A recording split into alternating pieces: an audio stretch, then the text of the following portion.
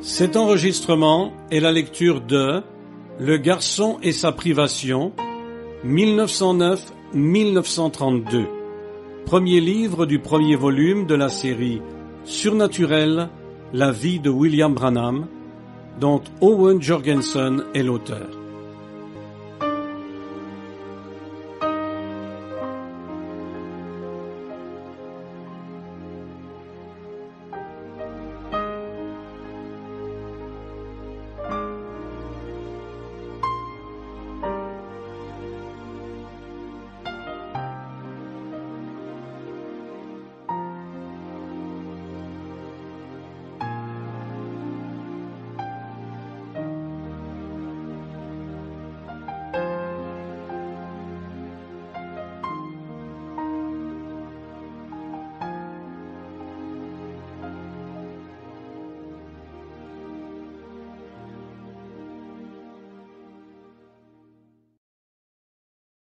Chapitre 2. Sa première vision, 1912-1916. Charles Branham avait envoyé assez d'argent avec sa lettre pour qu'Ella puisse louer un chariot pour le déménagement. Elle n'avait guère d'autres biens à transporter que ses 3 petits garçons turbulents. New Albany était situé à environ 160 kilomètres au nord de Burkesville. La date de son accouchement approchant à grands pas, Ella appréhendait le voyage. Mais pour Billy, qui à 3 ans n'avait jamais quitté sa cabane dans les montagnes, ce trajet promettait d'être une aventure excitante. Il fut particulièrement impressionné par un petit pont en bois qui enjambait la rivière Ohio entre Louisville, Kentucky, et New Albany en Indiana. Après avoir parcouru encore 16 kilomètres en direction du nord, ils arrivèrent à leur nouveau domicile, dans la petite ville d'Utica, Indiana. Le 27 mai 1912, Ella donna naissance à son 4e fils, qu'elle appela Melvin. Cet été-là, Charles travailla pour un fermier de la région. C'était un travail excessivement dur physiquement. Parfois, il devait suivre péniblement un cheval, et labourer ainsi durant 12 heures par jour, suant à grosses gouttes sous un soleil de plomb. Plus d'une fois, il revint à la maison avec sa chemise brûlée collée à son dos. Ella devait couper la chemise avec des ciseaux pour l'enlever. Lorsque le maïs sortit, Charles passa ses journées à biner entre les lignes. Au début, ses mains étaient couvertes d'ampoules et saignaient. Mais plus tard, il s'y forma de la corne aussi dure que du cuir. Et il endurait tout cela pour seulement 75 cents par jour. Cet automne-là, Charles se remit à couper le bois. Ça lui venait plus naturellement que le travail à la ferme. Il avait grandi dans les bois et avait commencé à couper le bois lorsqu'il était encore tout jeune. Même s'il ne pesait que 68 kilogrammes, Charles était très musclé et c'était un bûcheron tellement habile qu'il pouvait hisser un billot de plus de 400 kilos sur son chariot sans aucune aide. Mais à mesure que l'hiver approchait, Charles se sentait de plus en plus mal à l'aise. Ils vivaient tous les 6 dans une cabane d'une pièce, pas plus grande et moins bien construite que la cabane de rondins qu'ils avaient laissée derrière eux au Kentucky. Le travail de bûcheron le forcerait à quitter sa famille durant plusieurs semaines consécutives. Ne voulant pas que sa femme souffre comme l'hiver précédent, il se mit à chercher une meilleure situation. Le printemps 1913 arriva avant que Charles ne puisse trouver quelque chose de permanent. Il obtint finalement un emploi à Jeffersonville, Indiana, travaillant pour M. Wheaton, un multimillionnaire qui possédait les distilleries Wheaton et qui était aussi copropriétaire d'une équipe professionnelle de baseball, les colonels de Louisville. Charles fut engagé comme chauffeur privé parce qu'il était très doué avec les chevaux. L'emploi n'était pas très bien rémunéré, mais offrait plusieurs avantages substantiels, notamment un logement gratuit sur les terres de M. Wheaton. L'endroit comprenait une cabane en rondins de 2 pièces, une vieille étable, un grand espace pour un jardin, ainsi qu'un lopin de terre que Charles pouvait ensemencer pour ses propres besoins. De plus, M. Wheaton avait une laiterie non loin de là, et Charles pouvait rapporter un seau de lait chaque soir, un avantage non négligeable pour un père qui a 4 petits garçons en pleine croissance. Jeffersonville était une ville située à 6,5 kilomètres au nord-est de New Albany, sur la route de la rivière appelée là-bas Utica Pike. M. Wheaton vivait sur un grand domaine à 11 kilomètres de la localité. La petite maison dans laquelle Charles déménagea était située sur le versant d'une colline avec une vue sur la rivière Ohio. Des planches recouvraient les murs extérieurs et à l'intérieur, les fentes entre les rondins étaient bouchées avec de la boue. La cabane avait un plancher de terre battue, 2 pièces et une mezzanine pour y dormir dans les chevrons au-dessus d'une des pièces. L'échelle pour accéder à la mezzanine était faite des troncs de 2 jeunes arbres. Au milieu du plancher d'une des pièces se trouvait une souche d'arbre scié qui avait été roulée et sur laquelle on avait posé des pierres plates. Sur ces pierres, on avait posé un poêle à bois fabriqué avec un bidon d'huile vide. Pour cuisiner, Ella utilisait un petit four. Ils avaient même une lampe à pétrole pour l'éclairage. Tout bien considéré, c'était une grande amélioration comparativement à la baraque d'une seule pièce qui les avait abrités à Utica. À flanc de coteau, devant la cabane, se trouvait un pommier dont les branches s'étendaient au-dessus d'une petite source. Cette source fraîche servait de réfrigérateur une bonne partie de l'été, permettant au lait, au beurre et au bas-beurre, contenus dans des bidons, de se conserver plus longtemps. Charles ne pouvait y garder de la crème. Il y avait trop de petits Branham gloutons et chapardeurs. La source leur procurait de l'eau jusqu'à la mi-août, puis s'asséchait. Ils devaient alors pomper leur eau du puits qui se trouvait plus bas près de l'étable et la transporter en haut de la colline jusqu'à la maison. Billy aimait la source joyeuse. Une gourde était accrochée à un clou planté dans le tronc d'un pommier, mais Billy l'utilisait rarement. Il aimait à s'étendre à plat ventre dans l'herbe chaude, mettre ses lèvres dans l'eau et boire jusqu'à ce que son estomac soit bien rempli. Puis il remplissait une cruche qu'il allait porter à son père dans les champs. Charles revenait toujours des champs affamé. Comme il n'y avait pas de tuyauterie à l'intérieur, Charles devait se laver derrière la cabane où un banc était appuyé contre un pommier. Le banc était une simple planche prise à l'étable, qu'on avait clouée au tronc, avec une autre planche à l'extrémité qui servait de pied, et une autre au-dessous qui était inclinée afin de consolider le tout. Les 4 petits garçons se tenaient alignés derrière leur papa pour se laver. Lorsque Charles relevait les manches de sa chemise cousue à la main pour se savonner, les muscles de ses bras se tendaient et se gonflaient. Billy regardait son papa avec fierté, pensant « C'est mon papa, il est fort, il vivra jusqu'à 100 ans. Lorsque je serai un vieil homme, je regarderai encore mon papa avec ses gros muscles. » Charles ne mesurait que 1,80 m.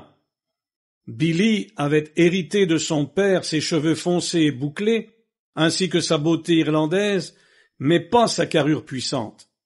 Billy était plutôt maigre, comme sa mère. C'était ensuite au tour de Billy de se laver. Il faisait bien attention de ne pas se mettre dans les yeux du savon à lessive fait maison. Une seule fois lui avait servi de leçon. Il s'essuyait avec une serviette que sa mère avait fabriquée à partir d'un sac de maïs vide. La serviette était rugueuse, alors Billy se tamponnait légèrement. Au-dessus du banc, il y avait un morceau de miroir cassé qui était accroché à l'arbre par 5 clous recourbés. Billy grimpait sur le banc afin de se voir pour pouvoir lisser sa tignasse ébouriffée avec le peigne en fer blanc. Charles avait construit leur table et les bancs à l'aide de vieilles planches de grange. Les bancs ressemblaient à des bancs d'église. Au souper, Billy s'asseyait toujours à côté de son père. Il y avait presque toujours de la soupe aux haricots au menu, avec du pain de maïs, des oignons bouillis et du bas-beurre. Ella cuisait le pain de maïs dans une poêle, puis elle le mettait sur une assiette qu'elle faisait circuler autour de la table, afin que chacun puisse en détacher un morceau. Billy prenait toujours un bord, parce que c'était plus croustillant et il aimait tremper du pain de maïs croustillant dans sa soupe. Le 14 mai 1914, Billy eut un autre petit frère, Edgar Lee Branham. Pendant quelques années, la vie de Billy se passa selon une routine agréable. Tous les samedis après-midi, son père empruntait une mule et un chariot couvert à M. Wheaton, y entassait sa famille et parcourait 11 kilomètres pour se rendre en ville et acheter des provisions. Les 4 plus jeunes Branham étaient ballottés à l'arrière, assis sur un tas de paille. Mais Billy pouvait faire le voyage sur le banc avant avec son père et sa mère. Billy était toujours excité à l'idée d'aller au magasin, parce qu'il savait exactement ce qui allait se passer. Charles, qui gagnait $3,50 par semaine, en dépensait souvent $3 à l'épicerie. Parfois, il faisait une folie en achetant un sac de cassonade ou des biscuits salés, mais en général, il achetait des produits de base, comme des haricots, des pommes de terre et du maïs, le genre de nourriture qui dure longtemps. Après que Charles avait payé sa facture, M. Grover, l'épicier, lui donnait un sac de sucettes à l'amande pour ses enfants. De retour dans le chariot, 5 pères d'yeux regardaient leur papa avec impatience, alors qu'il distribuait équitablement 4 sucettes à ses 5 garçons. Les 4 plus jeunes suçaient leurs sucettes immédiatement jusqu'au bâtonnet. Billy était plus astucieux. Il suçait sa sucette pendant un petit moment, puis enroulait ce qui en restait dans un morceau de sac en papier brun qu'il avait déchiré et le mettait dans sa poche. Il s'en servirait plus tard. Chaque samedi soir, il remplissait d'eau chaude le grand baquet de cèdre et prenait leur bain hebdomadaire, les uns après les autres, dans la même eau. Et là, frottait Billy bien fort avec son savon en disant « Je veux que tu sois aussi propre qu'un oignon épluché. » Puis elle le séchait avec une serviette et frottait si fort qu'il avait l'impression de ne plus avoir de peau. Ella savait que Billy n'avait pas une alimentation équilibrée. Alors, chaque semaine après son bain, elle lui donnait une cuillerée d'huile de castor qui, croyait-elle, aidait à prévenir les rhumes. Billy regardait cette grosse cuillère d'huile de castor et suppliait « Oh, maman, s'il te plaît, ne me la fais pas avaler, ça me rend tellement malade. Je ne peux pas le supporter. » Elle répondait « Si ça ne te rend pas malade, ça ne te fera aucun bien. » Billy se pinçait alors le nez et portait la cuillère à sa bouche, essayait d'avaler, avait des hauts le cœur, tremblait de la tête aux pieds et finissait par l'avaler pour de bon. Le dimanche, Ella cuisinait du bouilli mulligan, des navets, carottes, choux, pommes de terre, haricots, maïs et un morceau de bœuf qu'elle faisait bouillir en même temps dans une grande casserole. Les restes leur servaient de repas pour 2 ou 3 jours. Le lundi, Ella lavait les vêtements dehors dans une grande bassine au-dessus d'un feu. Étant l'aîné, Billy devait couper des petites branches pour entretenir le feu. On attendait aussi de lui qu'il remplisse la bassine d'eau, une tâche difficile pour un garçon de son âge et de sa taille. Elle appelait « William !»« Oui, maman. »« Va à la source et ramène un seau d'eau. » Billy pensait combien le seau de cèdre était lourd sur son épaule, et ce, même s'il n'était rempli qu'à moitié. Il mettait la main dans sa poche pour vérifier si son bonbon à la menthe emballé dans du papier était toujours là. Puis, il allait trouver son frère Edward et lui disait « Humpy », Billy appelait souvent son frère Humpy, « je vais te dire ce que je vais faire. Je vais te laisser sucer ce bonbon le temps que je compte jusqu'à 10, si tu vas remplir le seau d'eau pour moi. » Edward allait donc joyeusement chercher l'eau, et Billy le récompensait en lui donnant la sucette à la menthe. Billy commençait à compter. 1, 2, 3. Edward, qui léchait aussi vite que possible, se plaignait. « Pas si vite! Tu comptes trop vite! Recommence !» Alors Billy recommençait, et Edward avait droit à quelques coups de langue de plus. Puis, Billy remballait la sucette et la remettait dans sa poche. Il y avait d'autres tâches à accomplir le lundi. Mais tant que la sucette à la menthe durait, Billy était un jeune homme sans souci. Les jours de lessive, Ella utilisait un grand bâton de noyer plat pour remuer les vêtements dans la bassine d'eau bouillante, les repêchant lorsqu'ils étaient prêts. Elle gardait son bâton accroché à un clou derrière la porte, à l'intérieur de la cabane. Ce bâton avait plusieurs fonctions. Ella l'utilisait pour battre les épaisses paillasses afin d'en répartir également la paille, puis pour assouplir les édredons.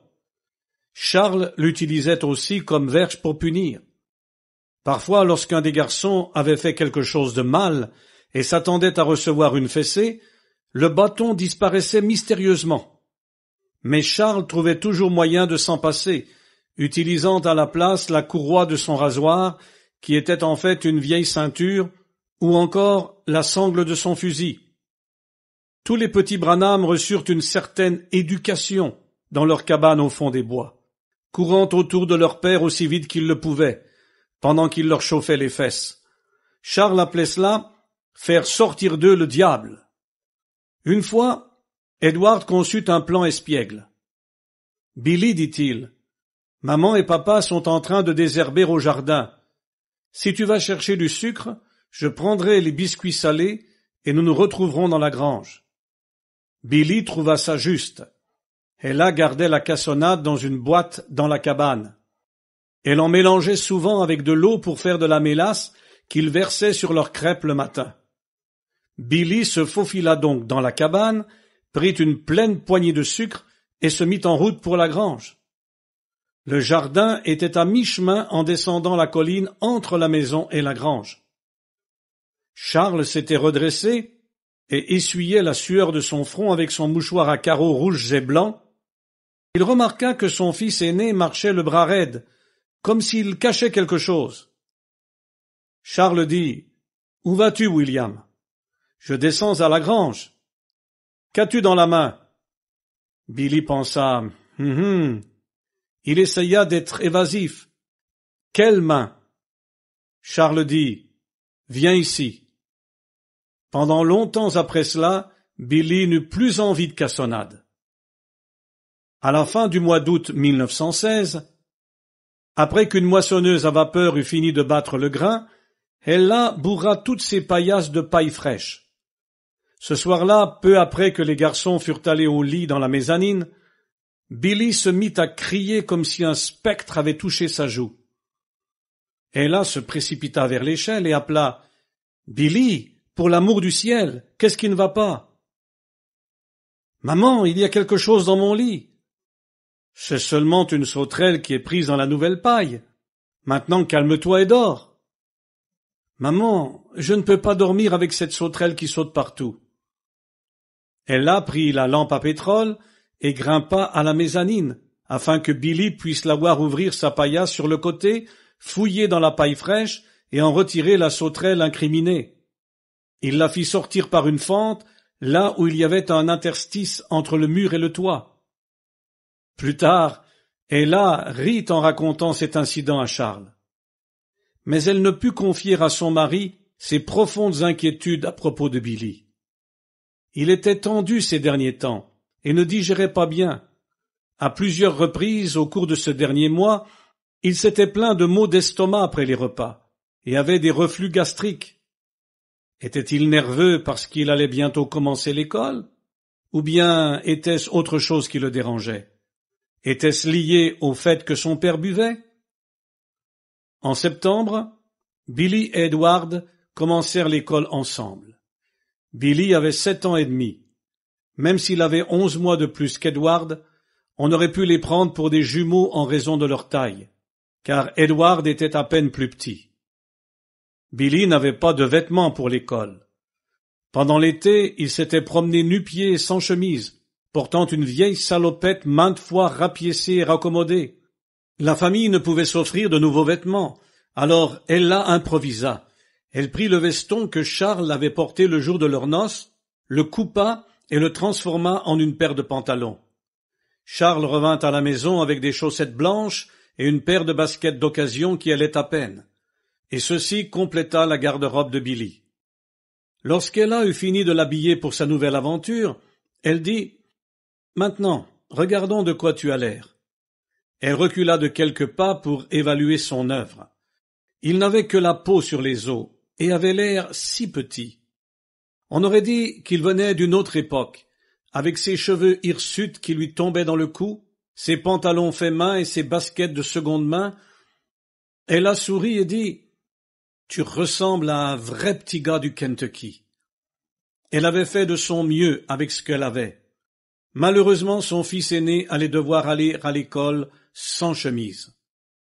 C'est ainsi que, par une fraîche matinée de septembre 1916, Billy et Edward descendirent la route de la rivière pour se rendre à l'école d'Utica Pike, une école rurale typique d'une seule pièce, située dans les collines, avec une vue sur la rivière Ohio. Madame Temple serait son institutrice pendant de nombreuses années. Elle enseignait les 8 niveaux à des élèves âgés de 6 à 15 ans. À l'école, Billy n'apprit pas seulement à lire, écrire et compter. Soudain, sa vision du monde s'élargit.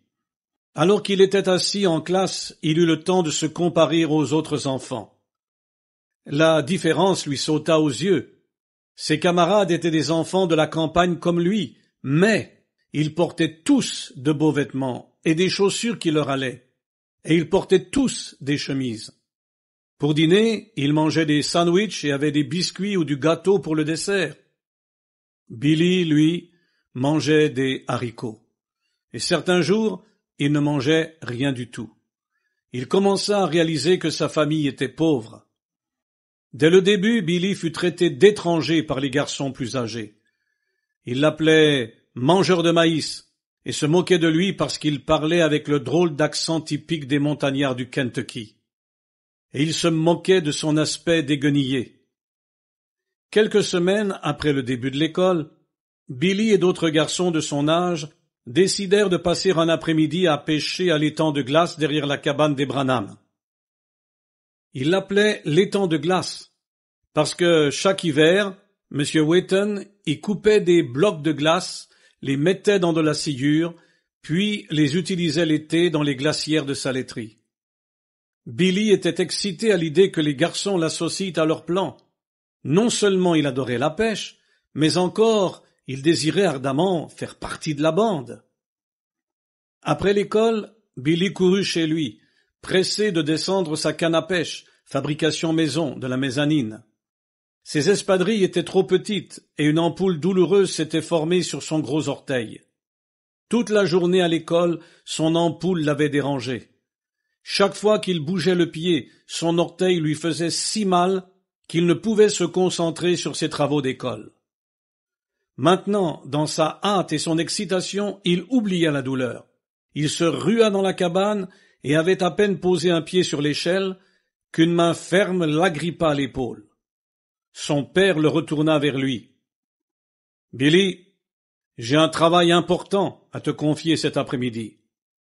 Je veux que tu charries de l'eau aux distilleries pour moi. » Le cœur de Billy se serra. « Mais, papa, j'allais pêcher avec mes copains cet après-midi. »« Tu pourras aller pêcher demain. Je prévois de produire une bonne quantité d'eau-de-vie et j'ai du retard. Je dois avoir assez d'eau dans le hangar pour garder les échangeurs froids. Tu es assez grand pour travailler, et j'ai besoin de ton aide. Les sauces sont à la grange, près de la pompe. Maintenant, monte changer de vêtements. Je serai dans le hangar en train de préparer les alambics pour la production. » Lentement, Billy se mit à grimper l'échelle, tournant la tête afin que son père ne voie pas ses larmes. « Et rappelle-toi, garde ça pour toi. N'en dis rien à personne. »« Oui, papa. » Même si la prohibition nationale n'allait pas être votée avant 1919, certains États avaient adopté des lois interdisant l'alcool dès 1906. En 1916, l'Indiana était déjà un État sec. Charles ne pouvait se passer de son whisky.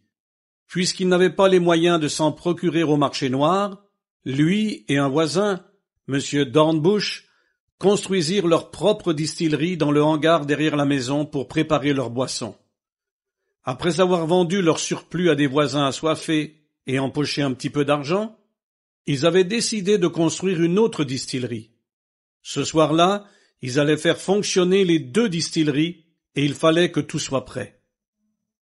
Billy demeura longtemps assis sur sa paillasse, sentant dans son orteil des élancements provoqués par l'ampoule à chaque battement de son cœur. Finalement, il trouva la force de se changer. Avec un grand soulagement, il enleva ses chaussures. Il troqua ensuite son pantalon d'école pour sa vieille salopette. Celle-ci n'avait plus de bretelles, alors elle tenait par des ficelles avec des clous en guise de boutons.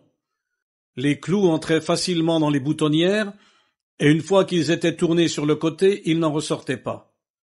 Ensuite, il se fit une attelle avec un épi de blé qu'il attacha sous son gros orteil, afin de le relever pour le protéger de la poussière.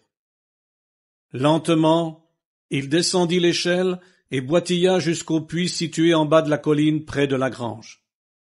2 seaux à mélasse étaient posés à côté de la pompe.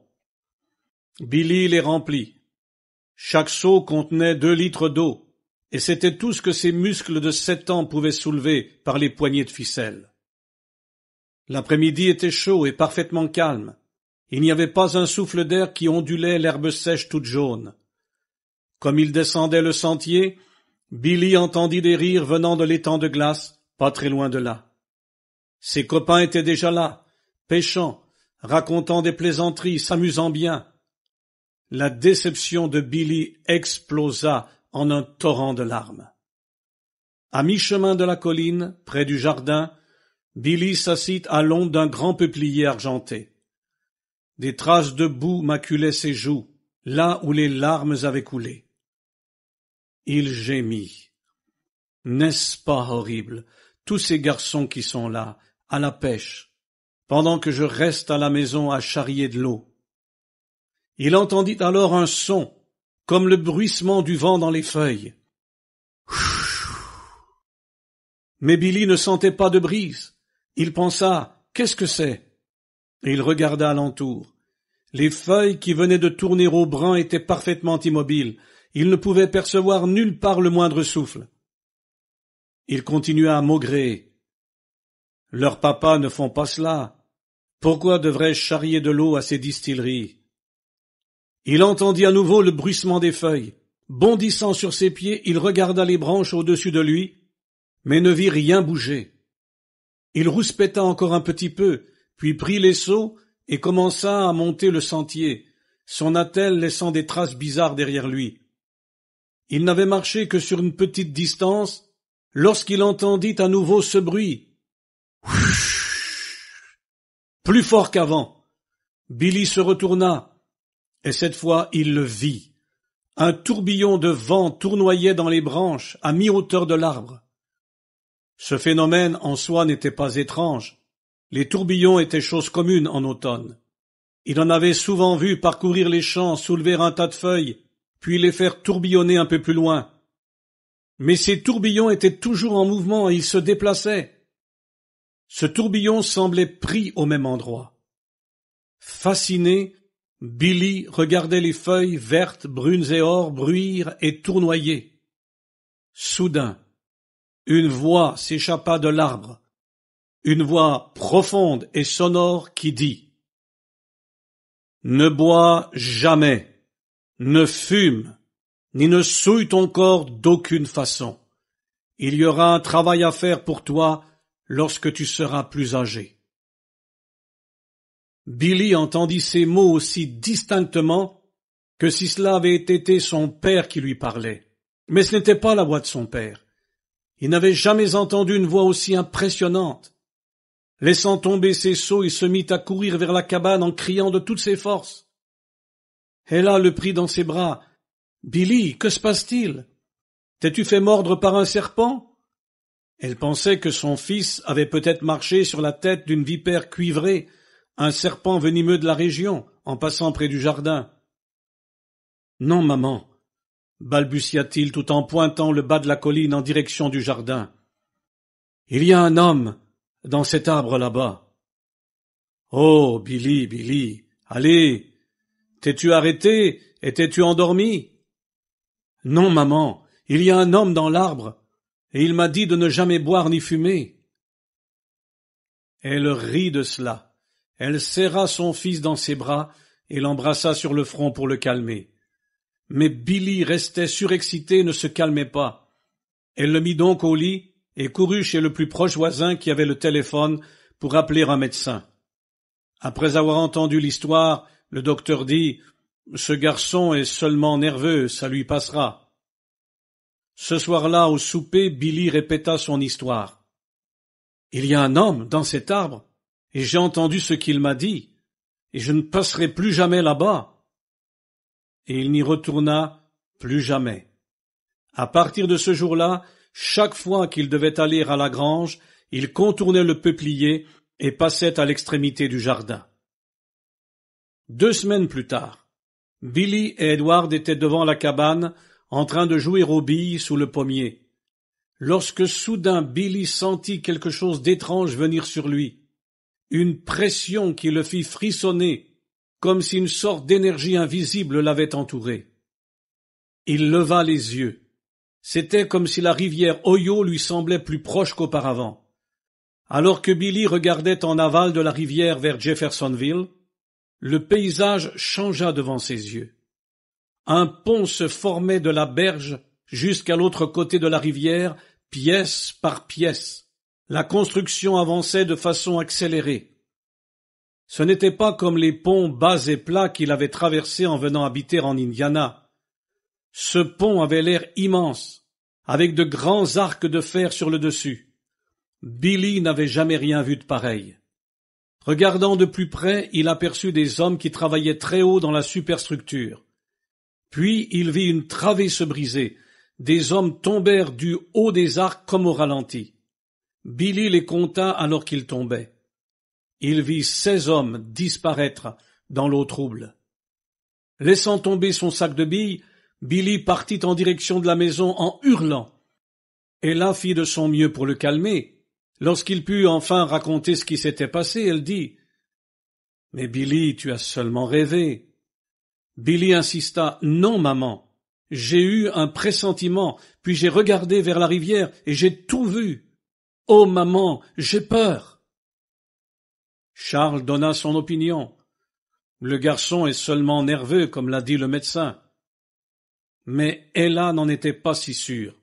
Elle se souvenait d'un certain jour, il y avait de cela 4 ans, où Billy avait bredouillé quelque chose à propos d'un oiseau lui disant qu'ils allaient habiter près de New Albany.